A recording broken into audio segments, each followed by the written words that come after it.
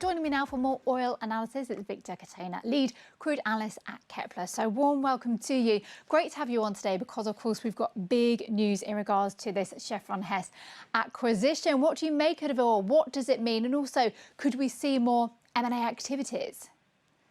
Well, absolutely, yes. It very much seems like October 2023 is one of the hottest months in US M&A activity in the 21st century, even, I would say. Chevron really needed to pull off something after Exxon did the Pioneer deal. And it very much matches that scope, that ambition, because Exxon really went for an established player in the Permian Basin. What Chevron did is slightly different. Chevron went for a company which produces less. And look at the size of the transactions; they're roughly similar. Hess produces less than Pioneer does, but Hess has a huge resource base in Guyana, has an established base in Bakken. So effectively, Chevron goes into new markets that it previously didn't really tap into.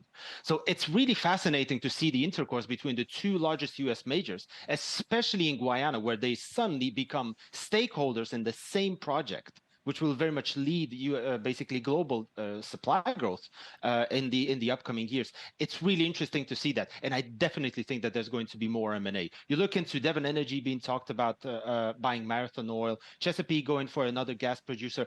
It's all over the place. It's the buzz of the town. New M&A companies have the finances, have the funds that they've amassed over the past 18 months, basically the bumper profits that they've had. So why not spend them? It's the ideal time.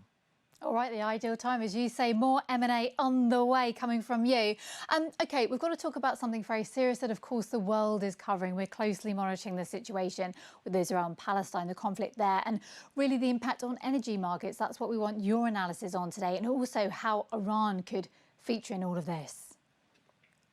Well, luckily for oil markets, really, neither Israel nor Palestine are oil producers. So the supply impact is not necessarily there. All the geopolitical risks that we're really talking about are sanction risks. How could one side sanction the other in a surprise move? For instance, there's a tremendous talk about Iran sealing off the Hormuz Strait.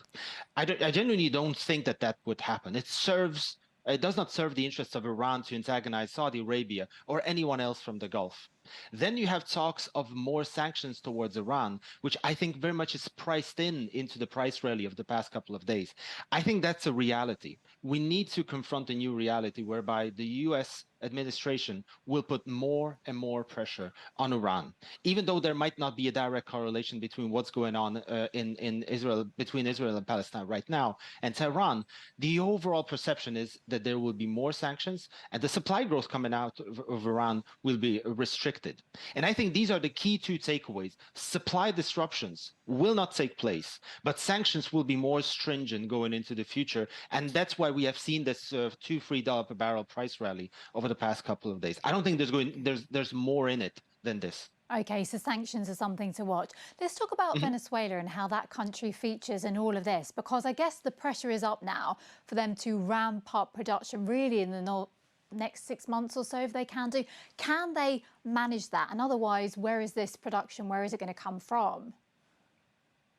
I think there's a direct correlation between the likelihood of any Iran deal happening and the Venezuelan sanctions being lifted. Effectively, the Biden administration realized that if we want more supply in the markets, and OPEC Plus is clearly not cooperating on this one, we need to effectively lower sanctions on a specific country. Venezuela is the most convenient country because a lot of U.S. refiners were built for Venezuelan crude. So it's very handy, kind of, if you open the floodgates, these barrels will come into the U.S. refining system exactly what they need. So I think that the overall upside in terms of production is quite limited. But what might very well be achieved is the reorientation of the flows from the Chinese market, where pretty much every single Venezuelan barrel has been going up until now. And these barrels would be suddenly moving into the US. And that's a bonanza for the US refiner because you get very cheap crude, which your refineries were configured for. And, you make tremendously juicy profits. I think that's a win-win for the Biden administration for the flat price because they are putting pressure on the flat price, and it's a huge win for the refineries because it's going to be very profitable for them in 2024. All right, super interesting. Thank you so very much indeed. That's Viktor Katona there, the lead crude analyst at Kpler here on Reuters.